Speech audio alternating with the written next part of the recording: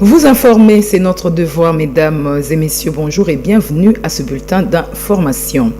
Dans l'actualité, crise sécuritaire dans l'est du pays, les négociations directes entre le gouvernement congolais et les M23 débuteront officiellement demain mardi 18 mars à Luanda sous la médiation de l'Angola. La République démocratique du Congo a confirmé sa participation d'après la porte-parole du chef de l'État, Félix-Antoine Tshisekedi. Tina Salama dit que la RDC sera présente pour notamment accompagner l'initiative du médiateur sans pour autant confirmer à quel niveau le pays sera présenté à ces travaux. Les deux délégations vont essayer de mettre fin de manière pacifique à la guerre dans l'est du pays.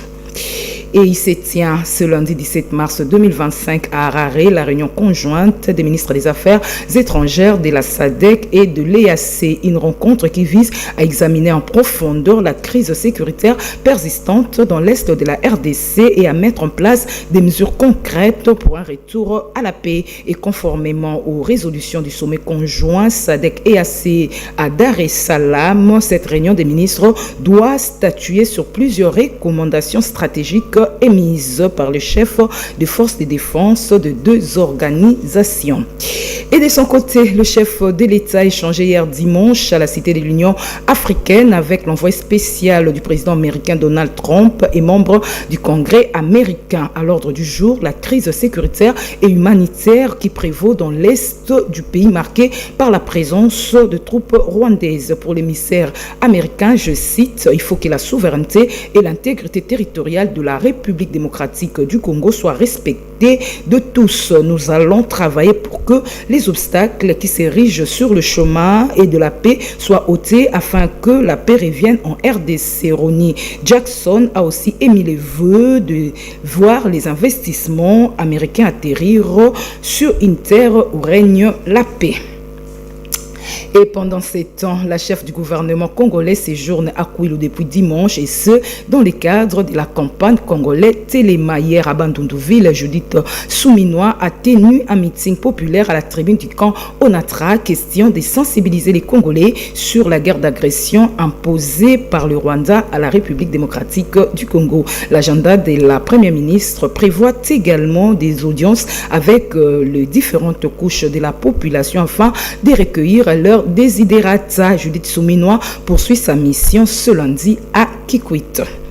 Et restons dans les mêmes chapitres pour parler de lancement de la séance culturelle d'éveil patriotique par la ministre des tutelles Yolande Lebe le week-end dernier. Cette action constitue l'apport des culturels dans la campagne congolaise Téléma. La culture qui est bien plus qu'une simple expression artistique s'est mise au service de la sensibilisation, nous dit Patrick Isobonge Sebokoma. La pression sur le Rwanda, c'est à travers la culture congolaise. Maintenant, au studio Maman Nguebi de la RTNC, une séance culturelle d'éveil patriotique a été lancée. C'est la ministre de la Culture, Art et Patrimoine qui l'a fait. Dans son discours, Yolande Lebe a relevé le fait que la culture congolaise est bien plus qu'une simple expression artistique. La séance culturelle d'éveil patriotique que nous démarrons aujourd'hui n'est pas qu'un événement. C'est un cri du cœur, c'est une invitation à nous rappeler que notre culture est bien plus qu'une simple expression artistique. C'est notre mémoire, c'est notre voix, c'est notre âme collective. Dans ce contexte de guerre injuste qui nous est imposé par le Rwanda, l'art devient un langage universel qui transcende les mots. Il porte en lui des messages de résilience, d'unité, d'espoir. Nos artistes qui sont musiciens, danseurs, écrivains, comédiens, plasticiens, humoristes, stylistes, dramaturges, cinéastes et j'en passe, sont les gardiens de cette voix.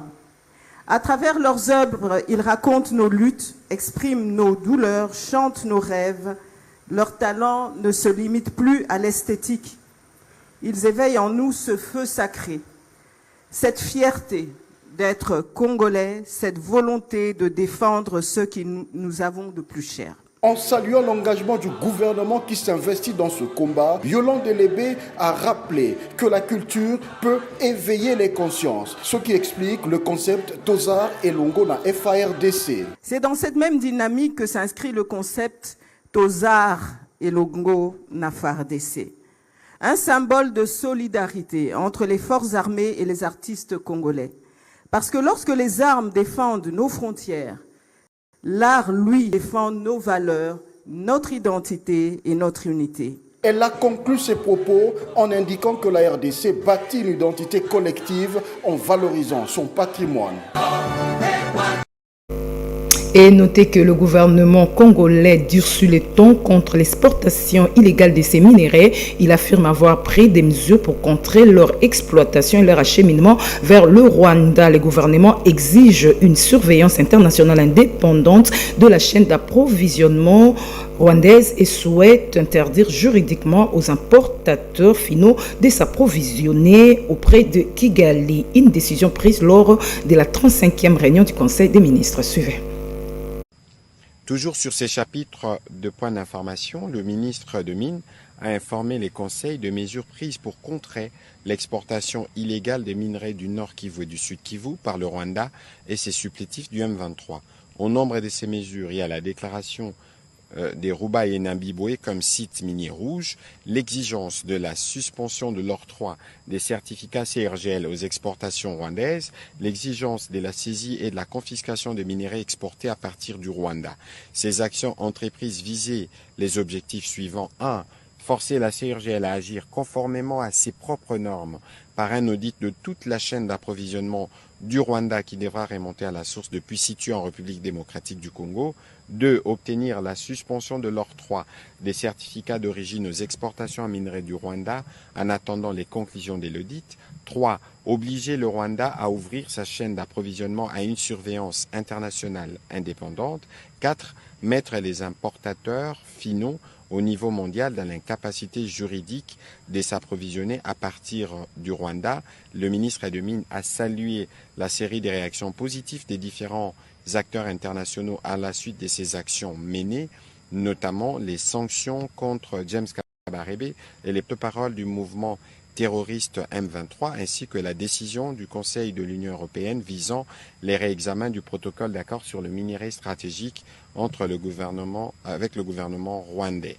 Le Conseil a pris acte de cette note. Terminons ce bulletin d'information avec le président de l'Assemblée nationale qui salue la détermination et l'engagement du chef de l'État, des efforts déployés sur plusieurs fronts pour restaurer l'intégrité territoriale de la RDC. Vital Kamerhe l'a dit dans son discours prononcé le samedi à l'occasion de la rentrée parlementaire session de mars. Nico Kassandesi Amavo signe ce reportage.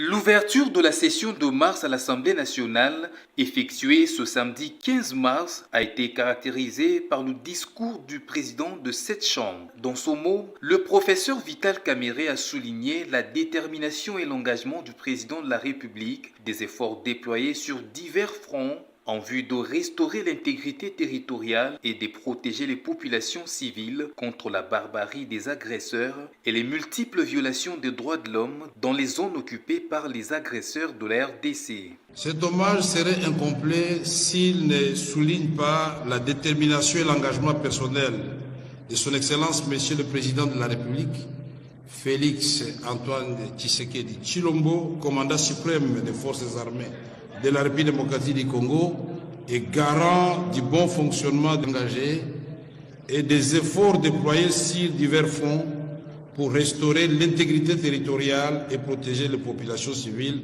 contre la barbarie de l'agresseur et les multiples violations des droits de l'homme dans les territoires occupés.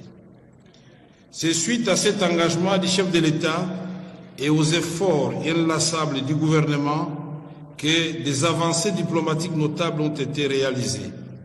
Quoique encore insuffisantes, les sanctions et les condamnations internationales contre le Rwanda pour son soutien à la rébellion du M23 sont une étape importante pour restaurer la vérité sur ce conflit qui n'a que trop duré.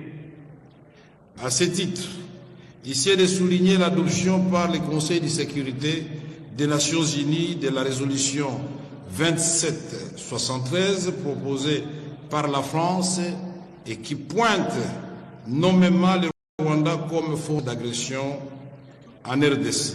Signalons que cette rentrée parlementaire a connu non seulement la présence des députés nationaux, mais aussi de plusieurs invités et personnalités. Tout est bien qui finit bien, mesdames et messieurs. C'est la fin de ces bulletins d'information. Merci de l'attention accordée.